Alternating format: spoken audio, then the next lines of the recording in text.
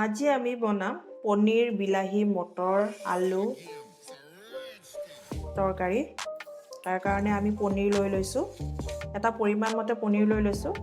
এটা বাটিত ধনিয়া কাটি লৈছোঁ, এয়া আলু দুটা লৈছোঁ, পিঁয়াজ দুটা, বিলাহী দুটা, জলকীয়া 4টামান, নহৰু ডাঙৰ ডাঙৰ চাই 5 কোৱামান লৈছোঁ আৰু এই পৰিমাণ মতে আদা লৈছোঁ। এয়া মটৰ পৰিমাণ মতে কোনে কিমান বনায়, আমি বেছি নবনাওঁ, অলপ বনাম, তাৰ বাবে আমি কমকৈ লৈছোঁ। এতিয়া আমি কি কৰিম, আলু আৰু মটৰখিনি অলপ সিজাই ল'ম।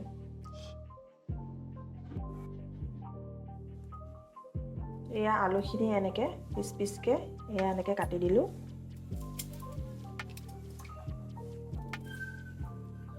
আলুৱে মটৰে এনেকৈ বইল কৰি ল'লে এতিয়া সোনকালে হয় আৰু কেঁচা কেঁচাও নালাগে। মটৰৰ যিটো কেঁচা এটা ভাৱ আহে, কেঁচাটো নহয়। এই আলুৱে মটৰে যেতিয়া বইল কৰি ল'ম, লোৱাৰ পিছত আমি পনীৰখিনিও ভাজি ল'ম ধুনীয়াকৈ ৰঙচুৱাকৈ। এই আলুকেইটা কাটি এনেকৈ মই বইল কৰি ল'ম। এতিয়া মটৰ আৰু আলুখিনি ধুনীয়াকৈ বইল হৈ গৈছে। এতিয়া মই এটা বাটিত এনেকৈ উলিয়াই ল'ম, লৈ আপোনালোকক দেখুৱাই আছোঁ।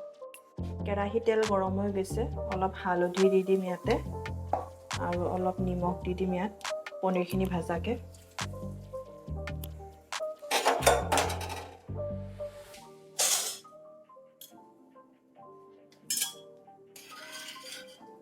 পনীৰখিনিত দি দিছোঁ।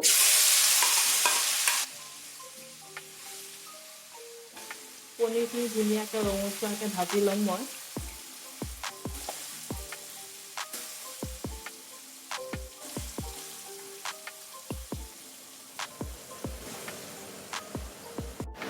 এয়া আমাৰ পনীৰখিনি ভাজা হৈ গৈছে। এখন প্লেটত এনেকৈ মই উলিয়াই ল'লোঁ। এতিয়া গৰম তেলত লং দুটা, ডালচেনি দুটা, ইলাইচি দুটা ইয়াত গৰম তেলত মই দি দিলোঁ।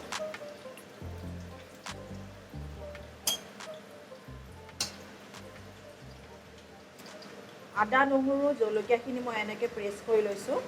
এতিয়া গৰম তেলত মই পিঁয়াজখিনি দি দিম।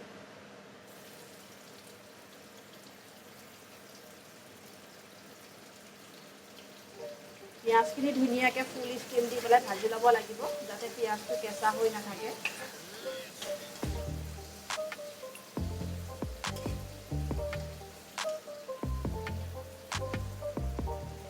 পিঁয়াজখিনি মই এনেকৈ ধুনীয়াকৈ মিহি মিহিকৈ কাটি লৈছোঁ। আপোনালোকে যদি পাৰে পিচিও দিব পাৰে। এতিয়া পিঁয়াজখিনি ভাজা হৈ গৈছে। এতিয়া মই যিটো আদা নহৰু জলকীয়া পেষ্টটো কৰি থৈছিলোঁ ইয়াত দি দিলোঁ। এতিয়া এইখিনি এনেকৈ ভাজি ল'ম। আদা নহৰু জলকীয়া পেষ্টটো ভাজি হৈ গ'ল। এতিয়া মই ইয়াতে বিলাহী দি দিছোঁ। মই মিহি মিহিকৈ দুটা বিলাহী কাটি থৈছিলোঁ। বিলাহী দুটা দি মই মিনিমাম 4 মিনিট ফুল ষ্টিমত ভাজি ল'ম, যাতে বিলাহীটো গলি যায়। বিলাহীখিনি ভাজি ভাজি অলপ জহাই দিছোঁ। এতিয়া মই ইয়াত পৰিমাণ মতে আধা চামুচ হালধি পাউডাৰ দিলোঁ, আধা চামুচ জিৰা পাউডাৰ দিলোঁ,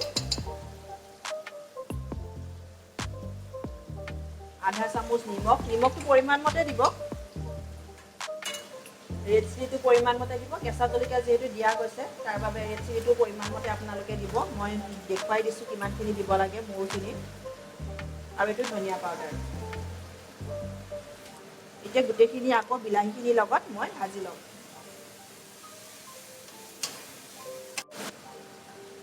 মছলা দি বিলাহীখিনি ধুনীয়াকৈ এনেকৈ ভাজি দিলোঁ। যিহেতু এই মটৰ আৰু আলুখিনি বইল কৰি থৈছিলোঁ, ইয়াত এতিয়া দি দিম। বেছি লৰচৰ নকৰাওঁ, কাৰণ ভাঙি যাব, যিহেতু বইল কৰি মই লৈছোঁ। ইয়াত মই এনেকৈ দি দিলোঁ। এতিয়া এইখিনি ধুনীয়াকৈ মই মিশ্ৰণ কৰি ল'ম, লৈ ইয়াত পানী দিম। ইয়াত ভাজি ভাজি তলত লাগা যেন হৈ গৈছে। এতিয়া মই ইয়াত বেছি নিদিওঁ, অলপ পানী দিছোঁ। লাগিলে আৰু মই অলপ পানী দিম পিছতকৈ। এতিয়া মই আকৌ এনেকৈ অলপ পানী দি পেলাই অলপ ভাজি ল'ম। ভাজি মই লাষ্টত পনীৰটো দিম। এনেকৈ লৰাই থাকোঁতে নহ'লে পনীৰটো ভাঙি যাব পাৰে, তাৰ বাবে এতিয়া আমি পনীৰটো দি দিওঁ। এইখিনি অকণমান এনেকৈ ভাজি ভাজি পানীটো অলপ শুকাই পেলাম। সেয়া পনীৰখিনি, ইয়াত মই এতিয়া পনীৰখিনি দি দিম। তাৰে আগত মই অলপ পানী দি দিওঁ। পানীটো পৰিমাণ মতে দিব, বেছি পানী হ'লে বেয়া লাগে। এটা পৰিমাণত মই পানী দি দিছোঁ। এতিয়া ইয়াত মই পনীৰটো দি দিম।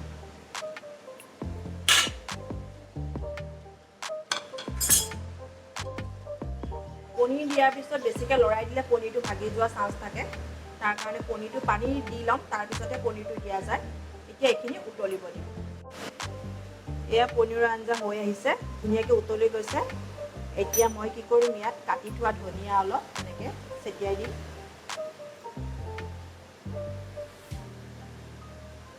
এতিয়া আৰু ইয়াত দিবলগীয়া কোনো ধৰণৰ মছলা নাই, যিহেতু আমি সকলোবোৰ ভাজোতে দিয়ে লৈছোঁ। লাষ্টত আমি ধনিয়াটো দিয়া আছিলে, ধনিয়াটো দিলোঁ।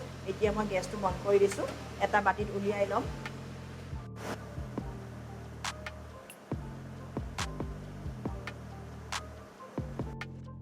এয়া মই এটা বাতিত উলিয়াই লৈছোঁ। এয়া মই বাতি এটাত এনেকৈ উলিয়াই ল'লোঁ। আপোনালোকে কেতিয়াবা এনেকৈ বনাই খাই চাই জনাবচোন। মটৰ আৰু আলুখিনি বইল দি বহুতো কেঁচাকৈ বনায়, কিন্তু মই মটৰ আৰু আলুটো বইল দি পেলাই বনাইছোঁ। খাই পেলাই কমেণ্ট বক্সত জনাব কেনেকুৱা লাগিছে।